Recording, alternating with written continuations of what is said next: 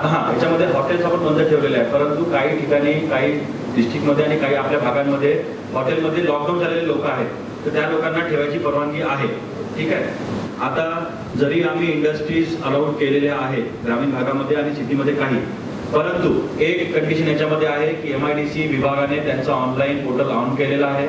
त्यामध्ये जरी या इंडस्ट्री आम्ही सुरू केलेल्या आहे, परंतु आम्ही लेबर मुवमेंटला अलाउड करणार नाही.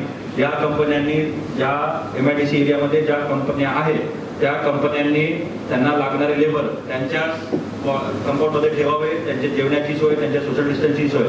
आम्ही त्या लेबरला, फॉर एक्झाम्पल जर पुसूरमध्ये MIDC आहे, तिचा लेबर किनवट किंवा अर्धापूरमधून येऊ शकणार नाही. त्यांनी आपले लेबर घेऊन जावे आणि त्यांच्याच कंपाऊंडमध्ये येऊन तिथंच करावे. आम्ही फक्त परवानगी कंपन्यांना देतो, आम्ही पासेस लेबरला इश्यू करणार नाही. दुसरं, जर एखाद्या कंपनीला लेबर ट्रान्सपोर्ट करायचेच आहे, तर त्यांनी इंडिव्हिज्युअल न करता एक बस करावी आणि त्या बसला आम्ही पासेस देऊन त्या बसमध्येच ते लोक त्यांनी घरून न्यायचे आणि आपल्या ऑफिसमध्ये न्यायचे. परंतु मला वाटत नाही की हे आपल्याकडे अप्लिकेबल होईल. दिस इज अप्लिकेबल टू पुणे आणि मुंबई, ज्या आपल्या IT इंडस्ट्री खूप मोठ्या प्रमाणामध्ये आणि खूप सारे काम करणारे इंजिनियर्स एका कॉलनीमध्ये असतात, त्यांनी तिथून घेऊन तिथे घेऊन जावं. आपल्याकडे मॅक्सिमम लेबर कंपनीमध्ये जाऊन कामं करणार. आम्हाला जर लेबर रस्त्यावर दिसले तर आम्ही त्या कंपनी धारकांवर कारवाई करू. त्यानंतर बांधकाम आपण अलाउड केलेलं आहे, परंतु त्याच्यामध्ये 2 कॅटेगरी आहेत. एक ग्रामीण क्षेत्रामध्ये, एक नागरी क्षेत्रामध्ये. ग्रामीण क्षेत्रामध्ये सगळ्या प्रकारचे रोड्स, इरिगेशन, जलसंधारण, इमारती आणि औद्योगिक प्रकारच्या सगळ्या बिल्डिंगला परवानगी दिलेली आहे. परंतु कंडिशन एकच आहे की त्यांनी ते लेबर तिथंच ठेवायचे आहे. लेबरची मोबिलिटी होणार नाही. फॉर एक्झाम्पल, जर NHAIचं काम आहे तर त्या कॉन्ट्रॅक्टरनी आपल्या साईटवरच त्या लेबरला ठेवायचं आहे. आपल्याकडे तसंच चालू आहे. आपण जे चालू करणार आहे ते त्याच प्रकारे आपण सुरू करणार आहे की ते लेबर त्यांच्याच कंपाऊंडमध्ये राहिले पाहिजे. We have not allowed the movement of labours.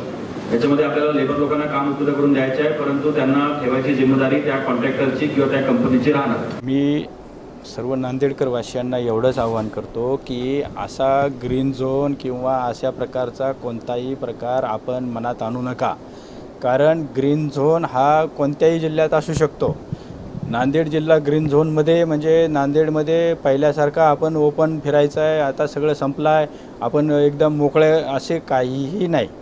मी तुम्हाला एक छोटं उदाहरण देतो की कदाचित आपण नाशिक जिल्हा पकडला तर नाशिकमध्ये मालेगाव हॉटस्पॉट आहे, त्याच्या आजूचा एरिया कंटेनमेंट झोन म्हणून पकडण्यात आलेला आहे.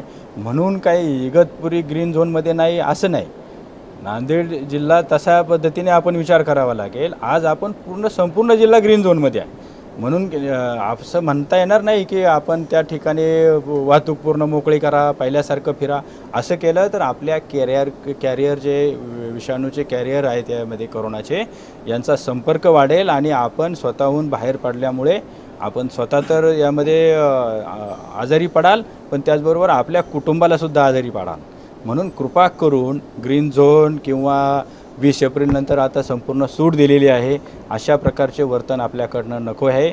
जी काही सूट दिलेली आहे, उद्योगधंदे असतील, शेतीपूरक व्यवसाय असतील, शेती असेल किंवा इतर ठिकाणी दिलेले आहे, त्याचे स्पष्ट आदेश आपल्या यामध्ये आलेले आहेत आणि या आदेशानेच आपल्याला काम करायचं आहे. इतरांनी मात्र विनाकारण बाहेर पडू नये, प्रशासनाला ताण देऊ नये, स्वतः पण ताण घेऊ नका आणि कुटुंबाला सुरक्षित करा, एवढं मी आवाहन